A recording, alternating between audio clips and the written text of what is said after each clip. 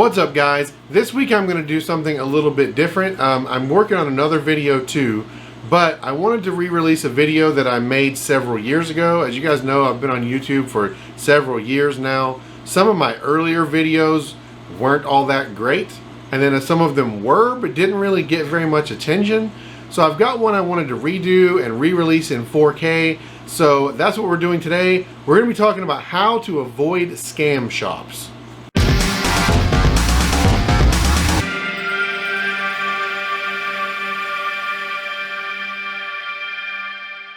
So I think at some point or another, probably almost everyone has dealt with either a less than honest shop or at very least a less than honest service writer, which can be in perfectly good shops sometimes. People get caught up in the idea of making money and quit worrying about principles or whether or not they're ripping someone off. So I'm going to show you 5 easy things you can keep in mind that will go a long way to making sure that you don't get taken advantage of by these people. So first, I'm going to show you what it looks like when you don't do these things. Oh, welcome to Jimmy's Lube Shack. What can I do to you today? What? So anyway, I need an oil change for my 98 Camry. Sure thing. What kind of mileage on your car? Like 125,000, I think. Okay, at that mileage, I'm sure you're also going to want the transmission fluid replaced, right? Sure, if I need it. All right, it'll be just a few minutes. Hey, so we were looking at your car, and we found that you've also got a tie rod end that's really worn out. If you want to replace that, we can go ahead and do that, and to have the car aligned while it's here. Okay, I guess fix it then. All right, man, all done. That's going to be $325.50. All right, here you go. Thank you. Okay, so as you can see there, that guy left that shop paying a lot more money than he went in intending to pay. And I can't say for one or the way or the other if he needed the services that were suggested to him, but that's the problem. We don't know. He doesn't know. So here's 5 things he could have done that would have made that a little better. Number 1, before you go into a shop, know your FSM. That's factory scheduled maintenance. Make sure every car comes with an owner's manual. In that owner's manual, there is a list of maintenance that will show you at certain mileage, you need this done. And those are actually published by the people who build the car. So that is the end all of scheduled maintenance. If you're not sure, check there. That's where you need to know. But if you will read that and be familiar with it before you go to the shop, then you can catch it if they start suggesting things that either aren't due yet or aren't ever due, because some things don't have maintenance intervals. But knowing that gives you a lot more information when you're trying to figure out whether the information these people are telling you is accurate.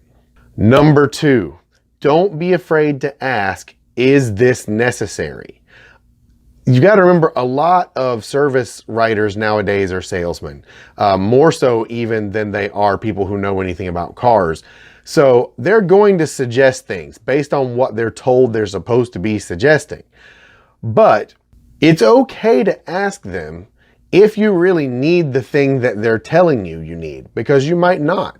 And the only way that you're going to know is if you pry a little bit. Ask some extra information. If someone's like, oh, we can throw a rotation in on this for X amount of dollars, don't be afraid to say, but do I need a rotation? And if you're not sure, or you don't trust what they're saying, you move on to step 3, tell them to show you.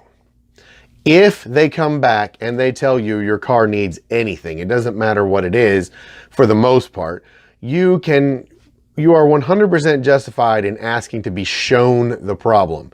If you have a fluid leak, a ball joint that's coming apart, a really bad tire, any of these things are visual things. I mean, most of the time, if you go in for an oil change, they're not measuring things and taking the whole car apart.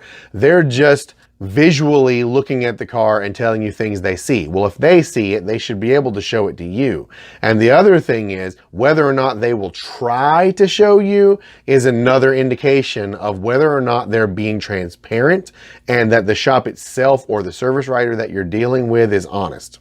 Number 4, when you're done, whether you've been scammed or not, make sure that you look at the invoice. A lot of customers I've seen just assume they won't understand the invoice or whatever, so they just fold it up and put it away or throw it in the glove compartment in the car. Don't do that. Before you file it away, read it. You'd be surprised how often you can find things that either you didn't authorize or that were not supposed to be done or were accidentally left on the invoice, invoiced out, and you were charged for that you shouldn't be. And number 5, when worst comes to worst, because these people are trained to sell people stuff and that's what they're going to try to do. And a lot of times they don't want to take no for an answer. They'll keep pestering you until you give in. Don't do that. No one wants to be a jerk. Well, let's say a lot of people don't want to be jerks. So you tend to want to be fair and not, be very hateful about it.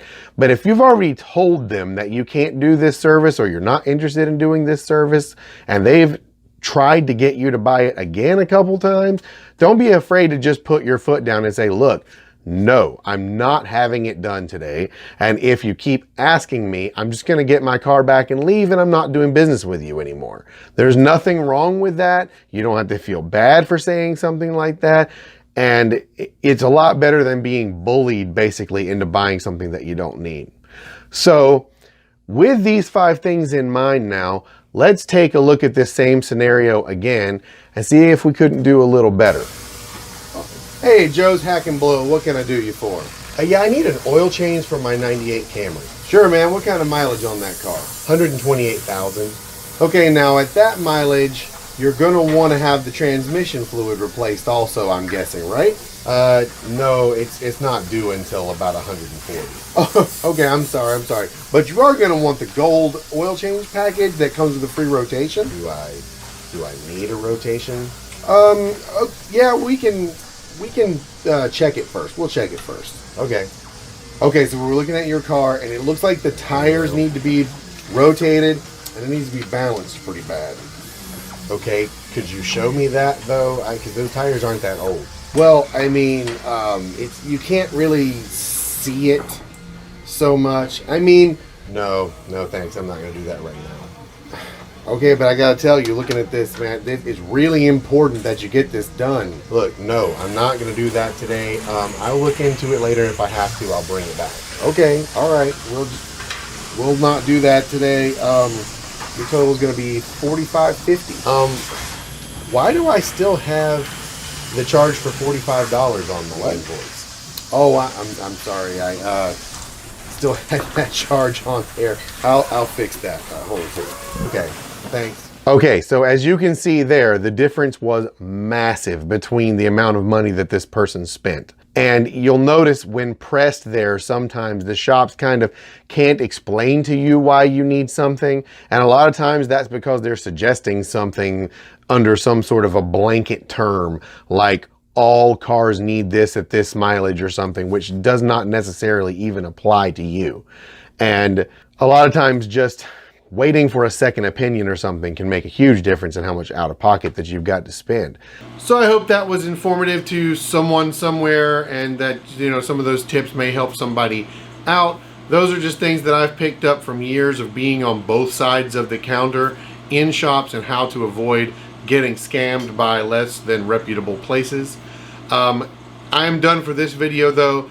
Drop me a like. Let me know down in the comments if you like this video or if you'd like to see me do like some of the other old videos and have them redone. There are several I would like to do. Several I'd like to refilm from scratch. So if that's something that you want to see, or if you have a video of mine you'd like to see me redo, let me know down in the comments. I will see you guys in the next video. Thanks so much for watching, and peace.